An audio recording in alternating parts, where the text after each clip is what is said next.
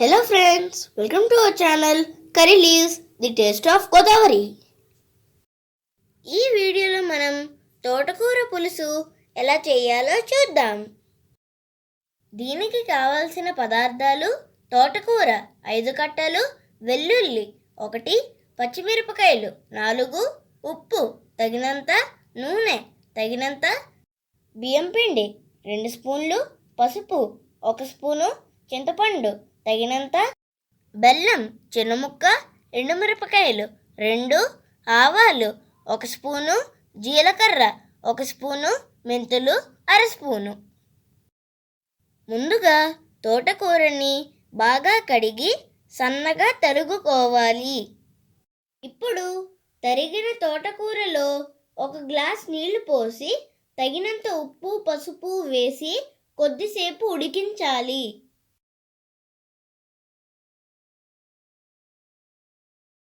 ఇప్పుడు చింతపండుని నానబెట్టి ఆ నీళ్ళని ఉడుకుతున్న తోటకూర మిశ్రమంలో వేసి బాగా కలుపుకోవాలి.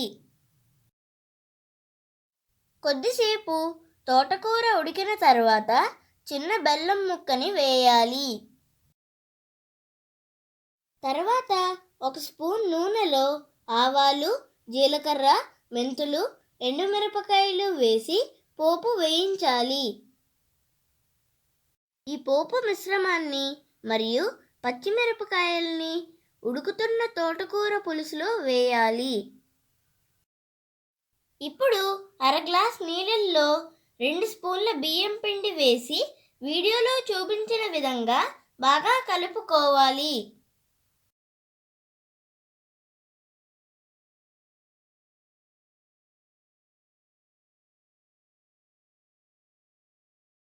ఈ బియ్యం పిండి నీళ్లు ఉడుకుతున్న తోటకూర పులుసులో వేసి బాగా కలిపి 5 నిమిషాలు దగ్గర పడేదాకా ఉడికించాలి.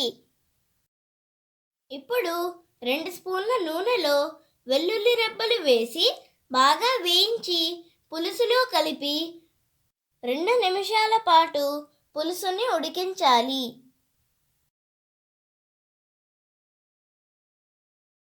అంతే, ఎంతో రుచిగా ఉండే తోటకూర పులుసు రెడీ. దీనిని అన్నంలోకి తింటే ఎంతో టేస్టీగా ఉంటుంది. Please do like, share and subscribe to our channel Curry Leaves, the taste of Godavari.